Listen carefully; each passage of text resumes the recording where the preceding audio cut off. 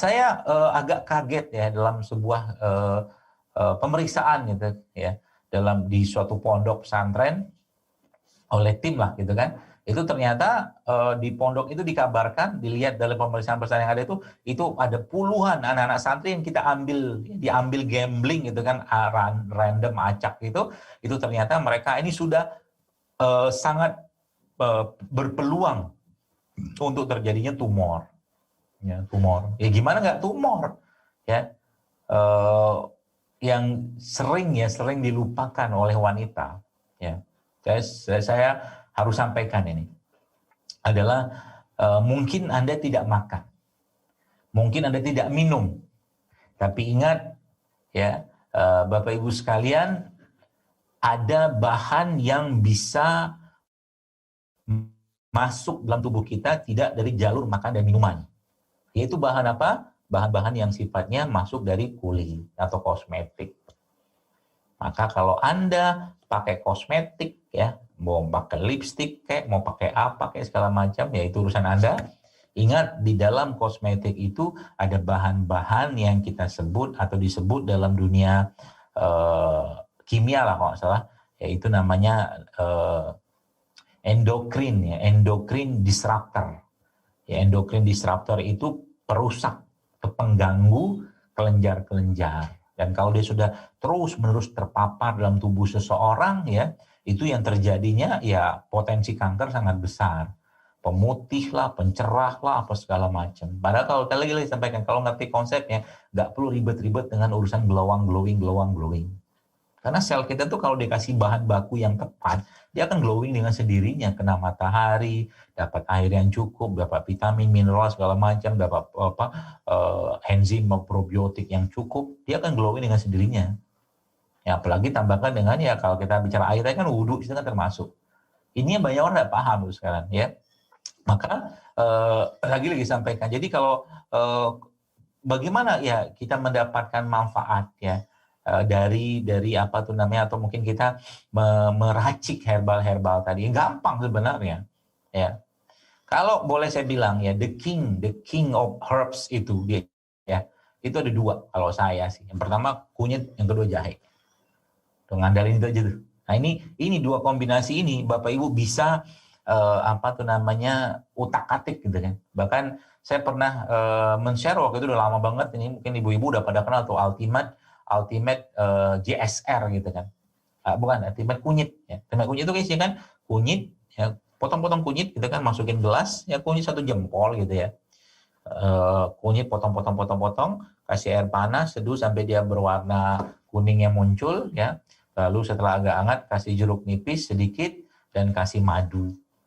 Itu saja ya yang saya dapatkan informasinya gitu kan, dari testimoni itu yang mensnya Masya Allah itu ternyata diperbaiki samanya, yang kista segala macam ketika pelan-pelan diperbaiki itu hilang dengan serius kan, yang susah ketemu itu ngadarin itu doang gitu kan.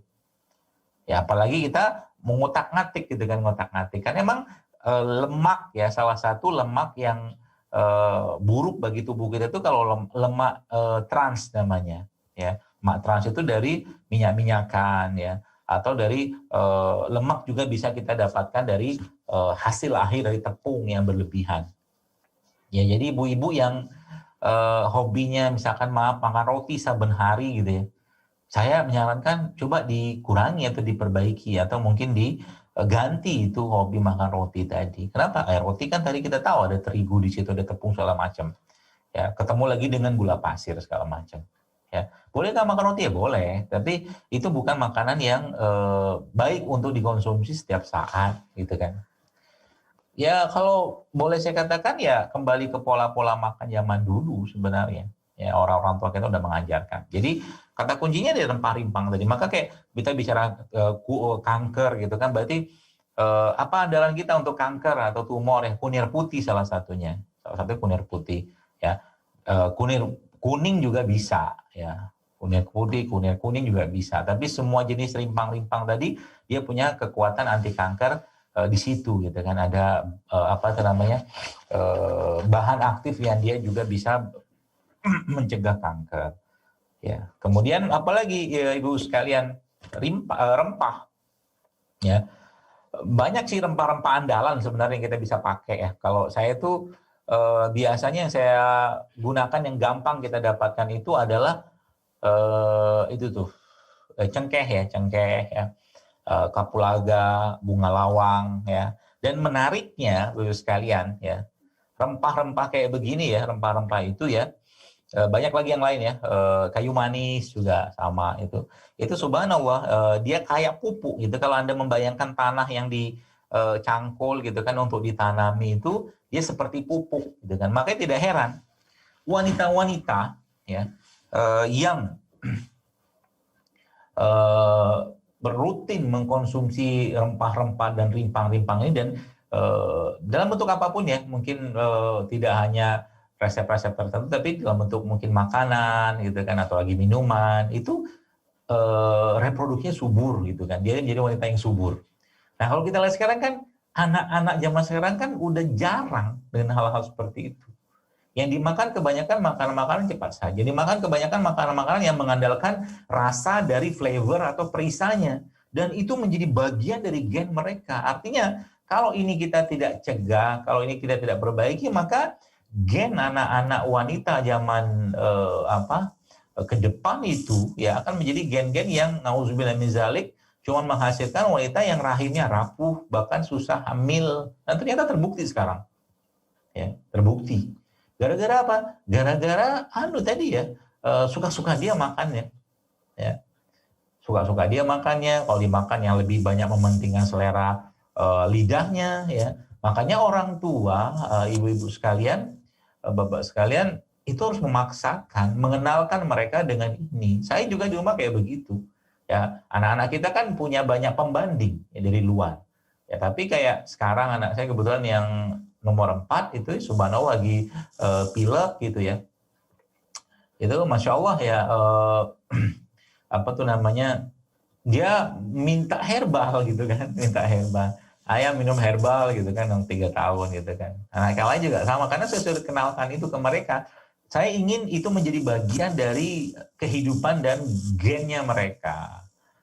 Ya, seperti itu. Nah, ya termasuk tadi ya, Pung ingat, itu juga bisa kalau kita bicara tentang emosi ya, emosi. Jadi ada makanan-makanan yang memang sifatnya itu menguatkan atau memperbaiki mood. Ya, contohnya apa? Pisang, kemudian coklat ya. Coklat bukan coklat batang atau coklat-coklat yang sudah jadian, itu bukan, tapi ya coklat bubuk ya, itu yang saya maksud ya. Kemudian juga kurma juga, karena kenapa? Kenapa itu menjadi salah satu pilihan kita? Ya karena memang tinggi kalsium. Jadi makanan-makanan tinggi kalsium, tinggi kalium, tinggi magnesium atau mineral-mineral yang bersifat alkali atau basa, itu subhanallah efeknya ke badan itu sangat baik ya.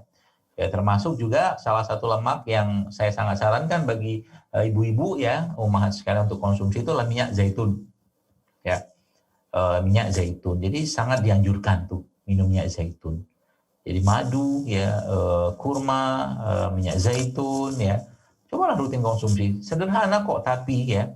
Tapi ibu-ibu sekalian, saya mendapatkan banyak orang-orang yang dia istiqomah ya. Dia mendawamkan, mengamalkan herbal-herbal tersebut ya. Dia memperbaiki pola makannya.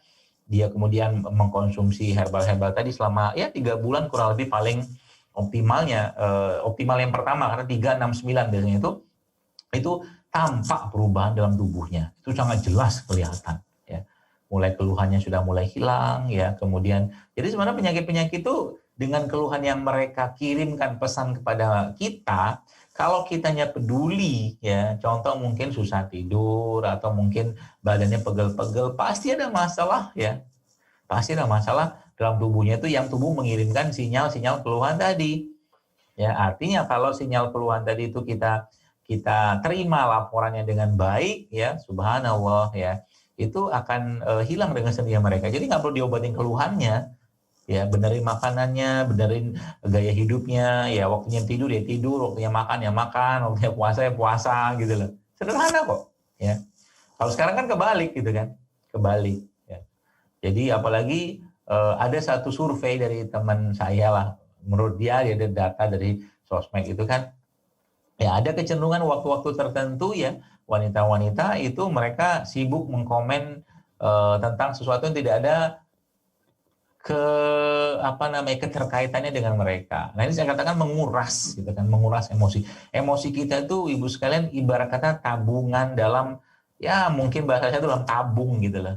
Di situ dibekali dengan emosi atau perasaan-perasaan positif. Tapi kalau seandainya itu dihabiskan ya dengan seseorang itu memperbanyak hal-hal yang negatif, yang ngobrol rumpi apa segala macam ya, bahagianya hilang, yang ada tuh ya longsong, ngeluh apa segala macam ya, bawaannya pengen marah apa segala macam, seperti itulah ya.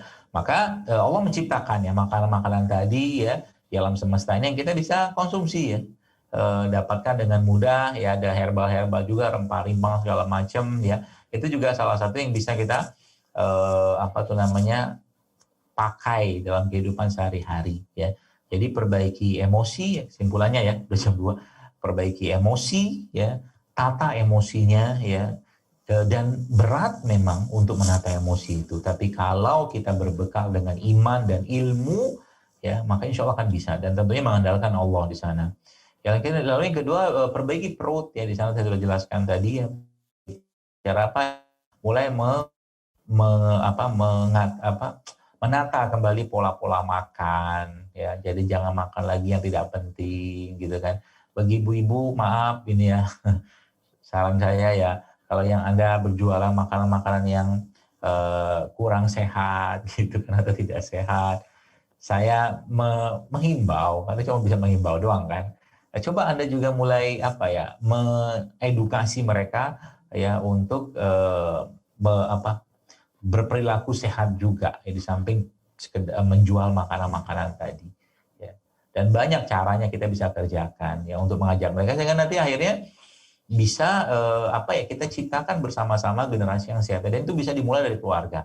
Nah, yang terakhir gitu tadi ya, kita mengandalkan produk lokal setempat yang ditambah lagi dengan tadi saya jelaskan dari Al-Quran ataupun petunjuk Nabi SAW, itu powerful semua ya. Dan perempuan ya, karena memang kecenderungan hormon itu adalah bahan bakunya itu ya salah satu lemak ya, maka konsumsinya lemak-lemak yang baik ya, kayak zaitun, VCO ya, atau santan itu sebenarnya bagus ya, lemaknya bagus. Cuman kalau ketika sudah dipanaskan ya, sudah diaduk berulang-ulang jadi masalah ya, seperti itu.